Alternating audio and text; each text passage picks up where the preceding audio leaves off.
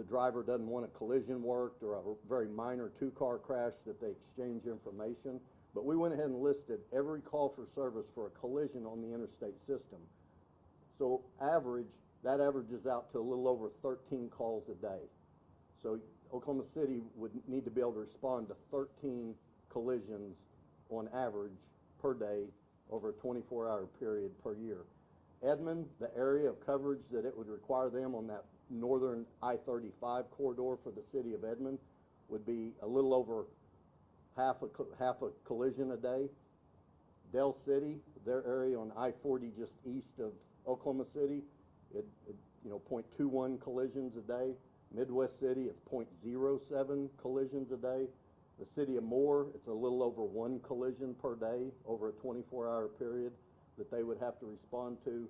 Norman is a little under 1 call for service on a collision per day, and the city of Tulsa is a little over 1 call for service over a 24-hour period any given day out of a 365-day year. So these are the numbers that we're looking at, that those 7 respective agencies, this movement would affect these 7 agencies. In Tulsa, it's just Tulsa PD that it affects. In the Oklahoma City area, and I'll talk in a minute about the boundaries of what we're identifying as the metro bubble, that we'll be moving away from taking those calls for service, and we'll be deploying our assets in other places. So a big topic that's come up is about commercial motor vehicle collisions and how does that work. So first of all, let me give you the numbers of how many commercial motor vehicles happen in all the interstate system that we're talking about pulling out of in the Oklahoma County area. It's 3/4 of a collision a day is what it averages out to. In Tulsa County, it averages out to about 1 collision a day. That's included in those other numbers. It just happens to be that's a commercial motor vehicle. So real quickly, if I was a trooper and I pulled up on a scene of a collision that involves a commercial motor vehicle, if it's a non-injury collision, then that collision is worked just like a collision between 2 passenger cars. There's a couple of extra places on the OCCR that you have to fill out, or OCCR, the collision report form. You got to report the U.S. Department of Transportation number and check a box that it's a commercial motor vehicle. All the rest of the interaction is the same.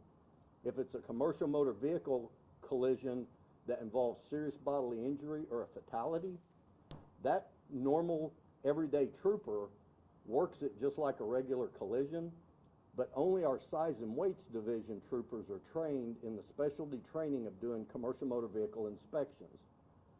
That trooper right now calls a Troop S trooper to come and do a post-collision inspection. We respond to those calls for assistance every day around the state with multiple agencies, every agency. If any police department, sheriff's office is working a collision that involves a commercial motor vehicle and a post-collision commercial motor vehicle inspection needs to be done, that's what our size and weights troopers do. They respond to that scene and assist that other agency. We will continue doing that in Oklahoma County and Tulsa County in the areas, these metro bubbles that we're talking about. So there won't be a change in how we handle the response with specialized troopers who train in and can do those post-collision inspections. I wanted to show everybody where our allocation of troopers is right now, currently as we stand.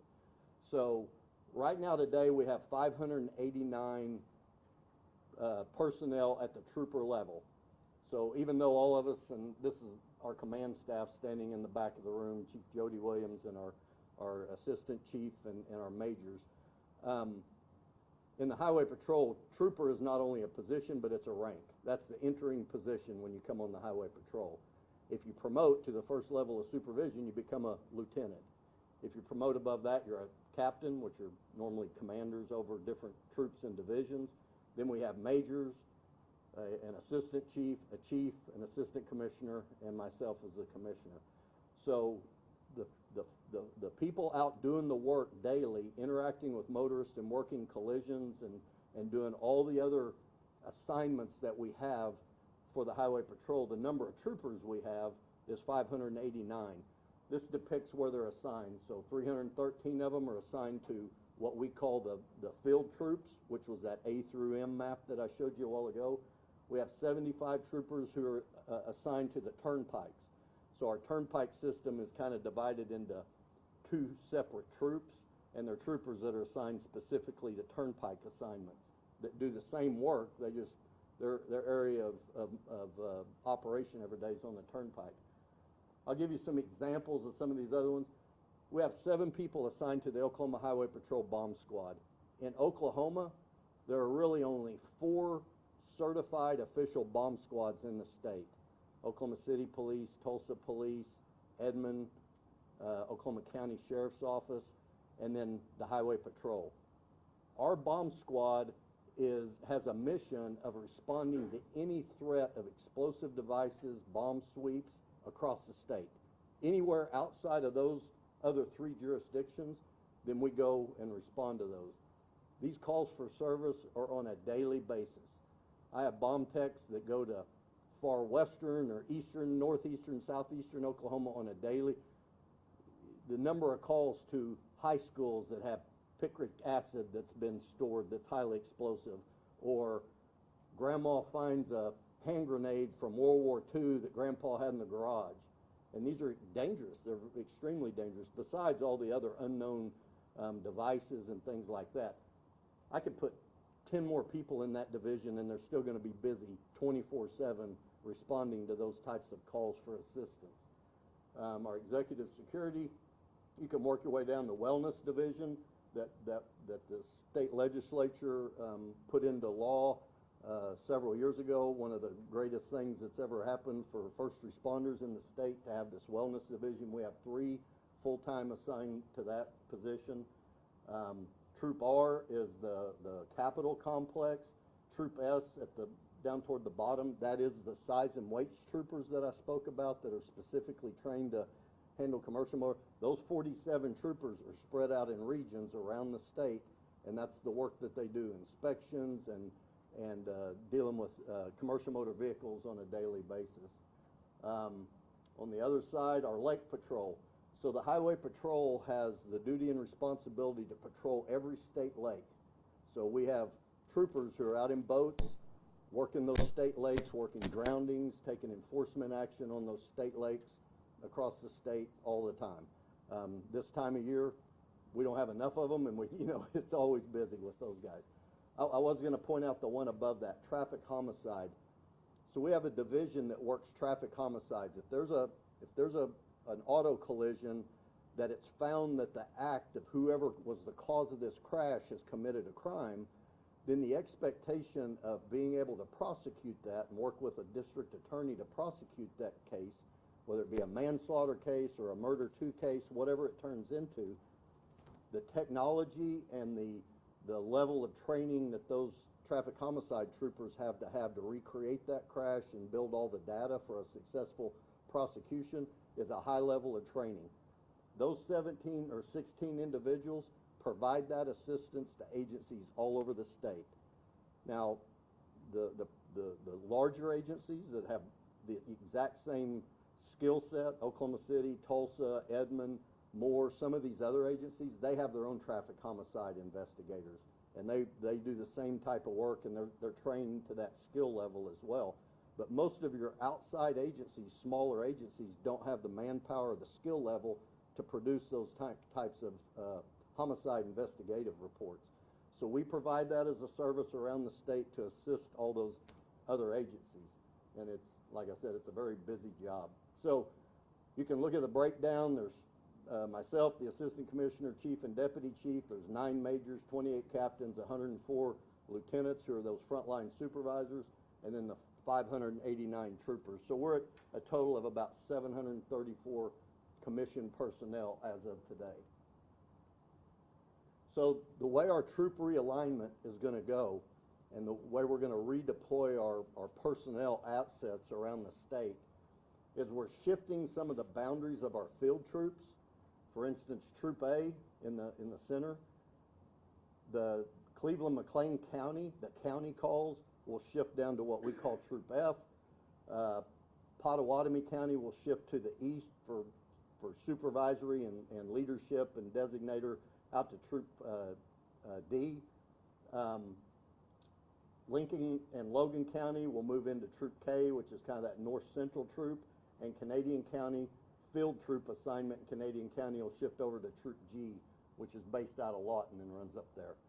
We will then create an interstate troop, which will be headquartered out of Troop A here in Oklahoma City.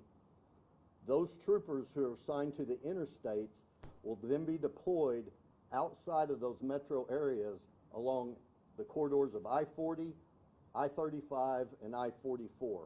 Our goal is to provide 24/7 coverage on that interstate system.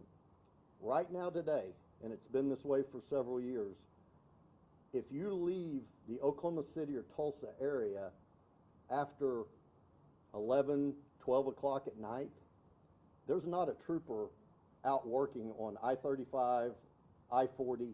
They're at home. They've worked their 8 or 10 hour shift, whatever schedule they're on. They go in, they now get put on call. So that trooper who worked that day shift is now on call. Goes in, he worked an evening shift, or he or she worked an evening shift and goes in at 11 p.m. They'll now take calls from 11 till, we'll say, 2 o'clock in the morning. Then the day shift trooper, who's supposed to come out at 6 or 7 a.m., will take calls at 2 o'clock in the morning until their shift starts. The number of call-outs has increased year over year. Those troopers very rarely don't get called out in the middle of the night. And a majority of those calls are for the interstate system. Again, our traffic flow, if you've driven lately from Oklahoma City to Dallas on I-35, and look, it's a lot more travelers coming through our state. It's people going to large casinos. That traffic pattern, what used to look like a Friday afternoon, that can go on all night Friday night, all night Saturday night, all night Sunday night. It's just the traffic patterns have become increasingly higher volume, and yet we have no coverage on those areas. Then the problem it puts us into is that trooper who is assigned to whatever county they are in, and you know, they get called out in the middle of the night. They got to get up, get dressed, drive from wherever they live out in the 2 or 3 counties away from I-35, drive over to respond to that call. It is not a timely response. When these collisions happen, when you break down on the side of the road, when there's a road rage incident, there's no law enforcement out at that time of the night. And it's critical for us to provide a public safety footprint that gives those citizens and traveling motorists through our state the ability to know that there's going to be a response in a timely manner to their incident that's going on the interstate system. So I-35, Troop A will be the headquarters for the interstate troop. I-35 south for those of you who are from the Oklahoma City area, just south of Norman, where the Canadian River Bridge or Highway 9. From Highway 9 to the south all the way to the Texas border, there'll be troopers assigned that will work 24 hour, different shifts, but it'll be 24-hour coverage 7 days a week on I-35 south from Highway 9 all the way to Texas. Going north on I-35 from the Logan, Oklahoma County line, which is Waterloo Road, north to the Kansas line, there will be troopers out and assigned and on duty 24 hours a day, 7 days a week. Same way with I-40 east and west. West, if you're going on the west side from somewhere around Morgan Road or County Line, Oklahoma Canadian County Line, all the way to Texas, and going to the east somewhere out around Peebly Road, which is where Oklahoma City city limits go to, east all the way to Arkansas. There will be troopers out working 24/7. So there's going to be a much better coverage for public safety in those areas. Same way with I-44, which includes the Bailey Turnpike, the Turner Turnpike, and the Will Rogers Turnpike. That I-44 corridor that goes from Texas to Missouri will have 24/7 coverage on it. It's not been done before in the past, but we feel that, again, the calls for service, the traffic patterns, the incidents that occur on the interstate system require us to be able to have coverage for our citizens in those areas. So what essentially this will look like on coverage on the interstate, we're going to assign 34 troopers to the I-40 corridor, gives you the amount of miles at that coverage. Here's the thing that we're excited about. It'll make it to where each trooper on that interstate system has less than 30 miles of coverage. Provides a very rapid response, the ability for us to get to those scenes. And you can see the I-35 corridor, trooper coverage every 24.6 miles, and on I-44 every 23.5 miles. So it puts us in a much better footprint of what we see are the needs, what the calls for service are, what's the best thing to provide public safety on the entire state interstate system.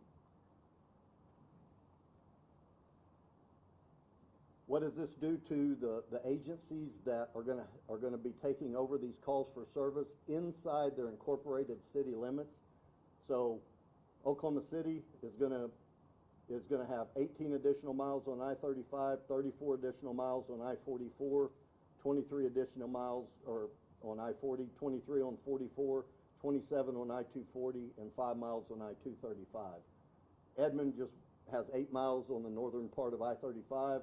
Moore has 5 miles on I-35 just to the south of Oklahoma City, and Norman was 7 miles.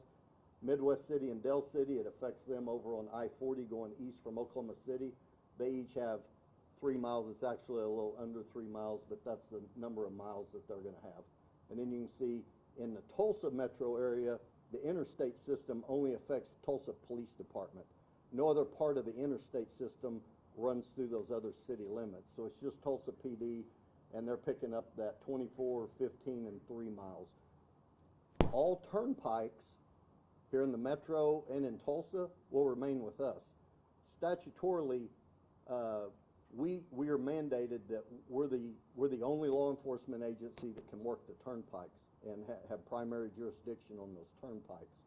So the Kilpatrick Turnpike, the spur, the new spur off of the Turner, what's the name of it?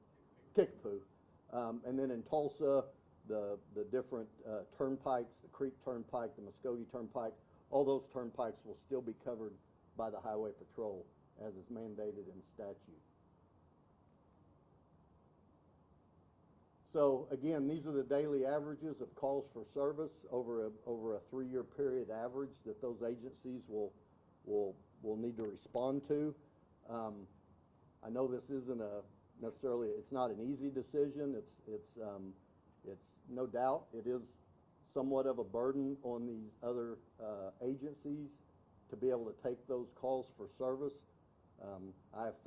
Every one of these agencies are highly trained and very professional law enforcement agencies, and in weighing this, it is what is the best footprint for us as a state law enforcement agency that need to provide the best coverage for public safety statewide, and how do we deploy those assets in a way that give us that best coverage. So that's really the reason that we've made this decision, and you know, we're hopeful that it will result in the citizens of Oklahoma seeing that the Oklahoma Highway Patrol is in a better place to be able to serve their needs and protect them.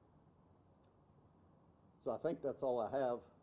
If we got questions or any place else I can possibly answer your questions. Is there a particular type of service call that is spiked, or a few certain types of service calls that spike that which we eventually respond to?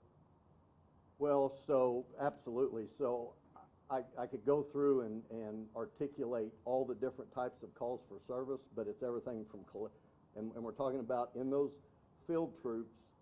So, and this is one other point to your question, what kind of calls for service? It's everything from collisions to road rage incidents to wrong-way drivers to DUI, I mean, intoxicated drivers. It's a litany of different call-outs on those. Here's the other issue that this is going to help us resolve.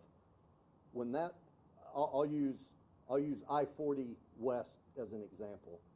As you travel west on I-40 and you move into what we call Troop H, I-40 west, not only does that local Troop H county trooper have to get called out to go to a call on the interstate on I-40, now when he gets called out, he'll he'll go ahead and stay out and finish his shift. Now that gap now gets pushed into the daytime that afternoon, that there's no coverage at all. If by simply putting in an interstate troop that covers those calls for service on the interstate, it now frees up our county troopers to go do their other normal work on state highways, on county roads, that assistant to the local small police department, the local small sheriff's office. And you know, we're an agency assist agency, right? We help a lot of other law enforcement agencies. And that's what we look at, is that assistance call that doesn't even have anything to do with a collision. In the Oklahoma City and Tulsa metro area, there's literally thousands of police officers who can respond to that. You get out in Troop H in western Oklahoma, and the resources are very limited. So now if I have to pull that county trooper, send him home because he's already worked his shift, now I'm leaving everybody in jeopardy. So it's not just the interstate, it affects the county calls as well as the interstate calls. And Commissioner, for those calls, some of the municipal police aren't trained to do, such as you spoke on the commercial motor vehicles. Say if one of those collisions happens on the IDL in Tulsa, are troopers still going to go assist with that? We'll always respond to calls for assistance. It'll just allow us to have our troopers out in those more rural areas of the interstate.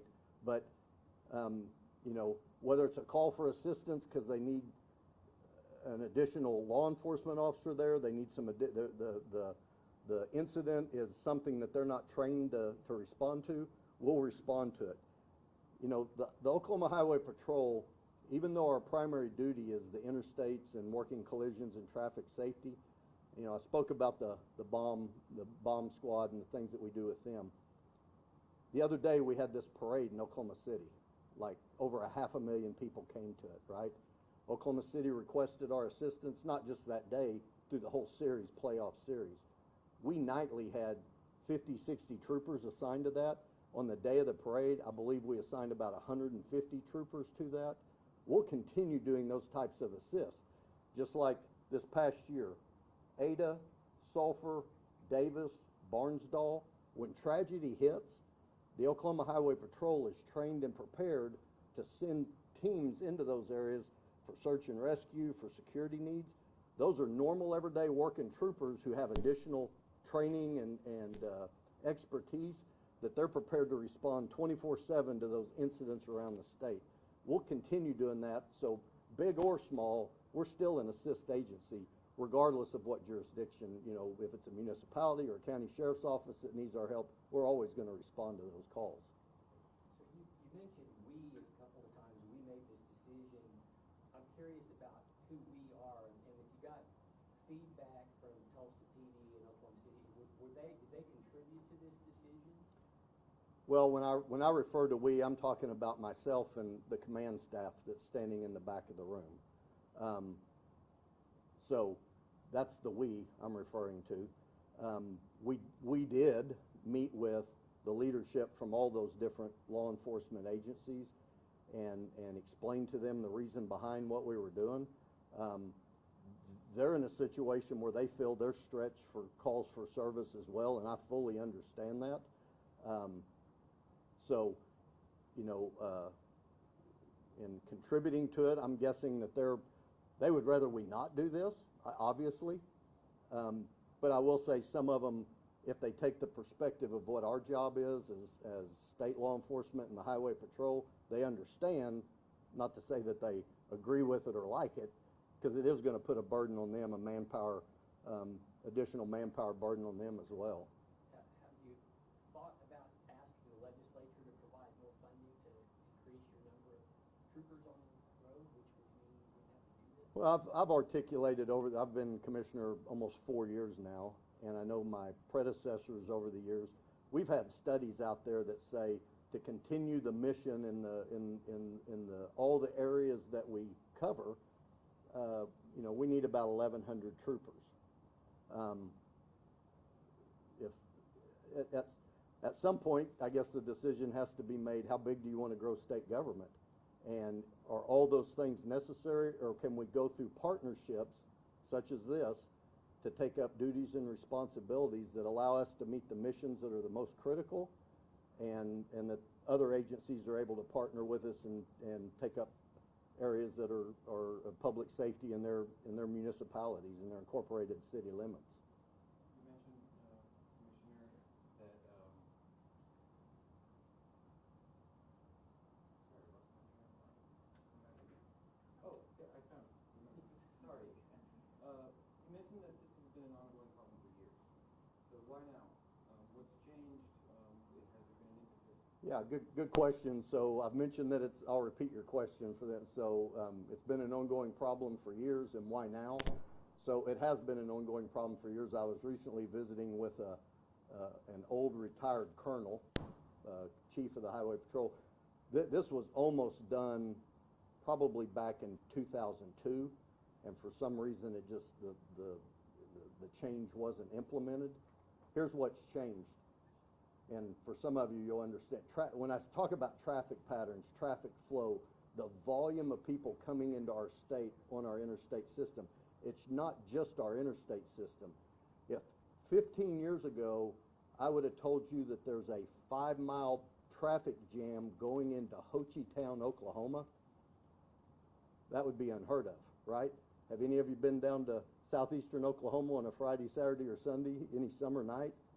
I mean, that's why now. I mean, it has gotten to the point of, for us to be able to respond in a timely manner and have the proper amount of coverage with our current manpower, this is what we have to do. Now, a more specific timing issue is this. This implementation of this plan, we will not be making any troopers move their residency. They all get to stay living where they're living and deploy them out to their area of operation. There's one time in a trooper's career, every trooper, every one of these guys standing up against the wall, and I think we've got 52 cadets upstairs right now. When you hire on, when you apply for the Highway Patrol, you know that out of the academy, you're going to be told where to live. We're going to deploy you where we need you to go. We've got an academy that hopefully graduates 52. We want to let them know where their new assignment is going to be, and that we have two types of academies. This is what we call a traditional academy. The other type is a lateral academy. In a lateral academy where somebody's already a law enforcement officer, we do a shorter academy. We give them guarantees that they get to go home or wherever they want to be assigned. With a traditional academy, we move them where we need them. We only do a traditional academy about every 2 years. So this is our one shot. They're going to graduate in October. That's why this becomes effective November 1st. We now get to deploy those 52 where we need them to implement this plan. So that's more specific about why right now, but historically, why now? This has been an issue, a public safety issue that's needed to be addressed, and I believe it's reached critical mass where we're not providing that public safety footprint outside these metro areas with that mass amount of law enforcement in the metro areas. We're not providing it the way we should in the outlying areas. Commissioner, you spoke that there was a legislative study showing the need for this, and then it was obviously need to cover that growing interstate traffic. Was that ever addressed with legislators this last session? Well, I've always spoken about it. I mean, I do it in my budget presentations about what right size looks like for the current mission, and that's not my decision, right? I mean, all elected officials, state elected officials, House and Senate and executive, they all have to make a decision. How big do you want state government? And is with the manpower we have, are there efficiencies that we can do that can resolve the biggest public safety issues? And that's what I believe we're doing here. So, you know, does somebody want to take it a different direction? I'm working with what we've got, and this is, so I'm not mad about it either way. But if with the current numbers that we have, this is the right thing to do. This is the most efficient way to protect the most Oklahomans. Can you talk about when elected officials and these affected law enforcement agencies were notified of this change, and what kind of responses you got from elected officials like the governor or the speaker or president? So I initially spoke with the governor in June sometime, articulated the issues to him, told him what our plan of action would be. He listened to me. He said that makes sense, and if that's the direction that I felt was the best way to go as Commissioner of Public Safety, that he supported it and to move forward with it. I didn't speak with any elected officials. After that, I spoke with chiefs of police at different times ahead of any announcement, and then we did send notification to House and Senate leadership ahead of time before the announcement. But this really weird thing happens when you start talking about it to a bunch of people. All of a sudden, news stations start reporting it when I haven't announced it and really confirmed anything, and that's exactly what happened in this instance. So apparently y'all do your job good and dig around and find out rumors before they actually get officially announced. Commissioner, on average, how many troopers will now be within these new drawn jurisdictional lines? Is it gonna be more evenly spread out? I know like in Tulsa and OKC was like 50-some troopers, but now with these new jurisdictions, what will that look like? Yeah, I think I just messed up the PowerPoint. So here's a interesting part of that. The Troop A, can you go that first slide, thank you, Greg. Troop A, we currently have 43 troopers, and that's in all those assignments for all 7 counties of Troop A. We still have to cover the county calls in Cleveland, McLean, Pottawatomie, Logan, Lincoln, and Canadian County, 6 of those. So there will be troopers assigned to those counties, and they'll go to their new drawn troop boundaries. An interesting thing in Oklahoma County, Oklahoma City, corporate city limits engulfs almost the entirety of Oklahoma County. Anything in Oklahoma County that's outside the incorporated city limits, the Oklahoma County Sheriff's Office already takes those calls. So we don't have a need in Oklahoma County to have troopers assigned to Oklahoma County. We're going to be able to push all those troopers out onto those interstate troops. In Tulsa County, it's not like that. So in Tulsa County, in Tulsa in Troop B, it will remain the way that it is because there's several square miles north, northeast, or northwest and southwest in Tulsa County that aren't Tulsa incorporated city limits. It's just county. So we'll have troopers assigned as county units in Tulsa County as well as Rogers and Creek and Okmulgee County. So yeah, we're dispersing those to right size those county calls, but then we're putting everybody else on that interstate system to cover the 3 major interstate arteries. Commissioner, is there any plans to move any of the physical stations? Like the one in Tulsa sits right off I-44. So the one that you're speaking of at I-44, have you been in that building before? No. Okay, don't go in unless you have a respirator on. We're actually building a new headquarters right off the Creek Turnpike at Riverside Drive. It's a combination Troop B and Creek Turnpike office, and we just broke ground on it here a few weeks ago. Yeah. So yeah, we're leaving that building, but not due to this. We already were building a new headquarters there. So Troop B headquarters will still be there in Tulsa, now at Riverside Drive and the Creek Turnpike. Troop A will remain here in Oklahoma City, and that'll be the headquarters for the interstate troop that's based out of Oklahoma City. We still have our footprint besides the turnpikes. Statutorily, we work the Capitol Park area, so the Capitol building, that Lincoln Boulevard corridor from like 50th down to 18th, and it's about a mile on either side of Lincoln, what's called the Capitol Park area. We'll still have troopers assigned there and work that area as well. As for construction zones, the OHP patrols, will that in these areas also be given to the appropriate department? So those are contracts between, it's an ODOT, a individual construction company, and Department of Public Safety. I think it'll be a business decision on those construction companies. Do they want to still retain troopers to do that? Do they want to go to some other agency to do that? I mean, we're not giving up any of our statewide jurisdiction, and if there's, because those are contract overtime shifts. So those troopers you see on those work zones, they may be a trooper that lives in, you know, Stillwater, and they drive down and work an overtime shift on those construction zones. So those are still open to those contracts negotiations. I have a related question for the facilities. What other new facilities, if any, are being constructed? And has that been a legislative effort to? Yeah, so the legislature gave us money to build that new Troop B headquarters in Tulsa. We're building a new Clinton headquarters in Clinton, or Troop H headquarters in Clinton. Soon we'll be building a new troop headquarters in Ardmore. And every one of these buildings that I'm talking about, if you've ever been to them, they're, you know, 60, 70-year-old dilapidated buildings. So that's 3 new troop headquarters.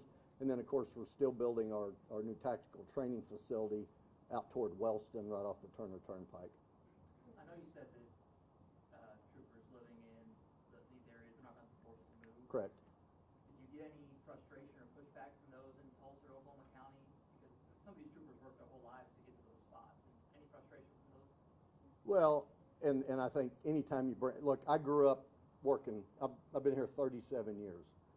My most favorite assignment in my whole career was probably working Troop A Metro night shift. It's the most fun, exciting, right? So do we have troopers that they really enjoy that work? Absolutely. We met with all those troopers, both in the Tulsa and Oklahoma City area. We let them express their concerns, their likes and dislikes about it. The kind of the cool thing about being a state trooper, it really doesn't matter what part of the interstate you're working. Those same public safety issues exist statewide, so they're going to be doing the same type of work. They don't have to buy a new house or move somewhere.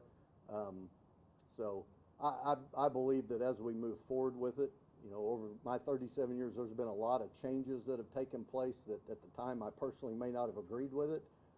But then with hindsight, I probably look back and go, well, that's probably the right thing to do. I'm hopeful that it'll be that way too. How much do you envision the plan changing, if at all? You know, again, hey, one thing I've learned is, you know, you put severe thought into it. A lot of effort goes into reaching out to, you know, highly qualified professionals. The other day we were meeting about this, and I referenced that we've got like 600 years of combined experience in the command staff, because they're all old. Then I remember I'm older than all of them, but so a lot of good insight from each one of these command staff members. But we also recognize that, hey, there may be things as we move forward with this that we need to tweak. We're using good quality data to determine where we're putting them. There's a couple of areas that I believe we may be a little short, but it may take another academy to graduate to fill in those spots, and I think we all would say that. But I think we've done our due diligence in it, in justifying why we're doing it, and in how we're going to deploy it. But we know that there could be changes that need to be made. Commissioner, I'll be bringing something up to you. I've been going around. We've gotten a couple tweets about it. Some people think that this decision is punishment to police departments that aren't participating in Operation Guardian, the governor's initiative. Does this have anything to do with that? Absolutely not. I guess that's the hoaxes and things that go on, which, yeah, I get told stuff that I've done and said on a daily basis that couldn't be further from the truth, and that couldn't be further from the truth. So you said that in Tulsa County, there's 1.2 average collisions per day that the troopers have been responding to. Do you have the same kind of stats for like DUI arrests made by troopers in Tulsa County, or tickets issued in Tulsa County by troopers per day? Per day? That you can, so we can kind of show what the Tulsa Police Department will now be kind of have to take responsibility for those kinds of same issues. Yeah, but then I would have to go through and be able to break those down to, was that DUI arrest made on the interstate or was it made off the interstate? I could probably dig that data up, but it would take a while. Well, and that kind of begs another question. If you got a trooper that's heading down an interstate in Tulsa, heading towards his job on Creek County, but he sees somebody weaving or take action. He's a state trooper, do his job. He'll still be holding. Absolutely. Really quick question. I know you said that it wasn't any form of punishment for agencies that aren't participating in Operation Guardian. Is there any relationship to immigration enforcement? With this? With this? No, no. This is about statewide public safety, response for calls for service on our interstate system. And where is our state lacking that law enforcement overall coverage for response? Commissioner, you want to address other states that follow us? Yeah, so other states have had to address this problem over the past several years. Texas DPS has the same model. Kansas Highway Patrol has the same model. Maybe Missouri or Arkansas. There's other states, surrounding states, that have already had to address this and have already moved that direction. So probably aligns a lot with how Texas DPS and how they deploy their troopers in Texas. What areas will still be considered short-staffed across the state? Well, I'd have to go through the whole list. I mean, there's money doesn't fix everything, right? And but there's always areas. But this is my personal belief. I believe it's not only my responsibility to provide public safety to the citizens in the most concise and responsive way, but also believe I've got to be a steward of the taxpayer dollar and spend that money appropriately. And so we're always looking for efficiencies in the way that we can do that. And as my command staff knows, every time we're making personnel changes or assignments, we scrutinize it from that eye of what does the taxpayer get for this spend, and how are we going to be the most efficient with it that we can. So what do you say to the taxpayers in these metros who are now losing this service? You know, how is it equitable to them if they're, you know, still putting their tax dollars towards this? But Right. Again, I personally believe that the professional officers in Oklahoma City, Edmond, Dale City, Midwest City, Moore, Norman, and Tulsa can take that 13.69.21.07 that in weighing that, do the calls for service outside of that where there is no secure law enforcement 24/7 coverage, are we providing a better service? I mean, I could relay stories to you where people from Oklahoma City call me in the middle of the night and say, my daughter was headed home from Dallas. She broke down somewhere in the Arbuckle Mountains. Can you get a trooper to her? So they have an expectation outside of Oklahoma City as well as inside of Oklahoma City. It's a statewide expectation. So between now and October, what does this transition look like? Are you guys going to be helping these local agencies, and what are you going to be doing in the system? Well, from now till October, things will continue as they have been. But on November 1st is when, because of this academy graduating, that'll be when everybody will redeploy to their new assignment. Good? Thank you. All right, thank y'all.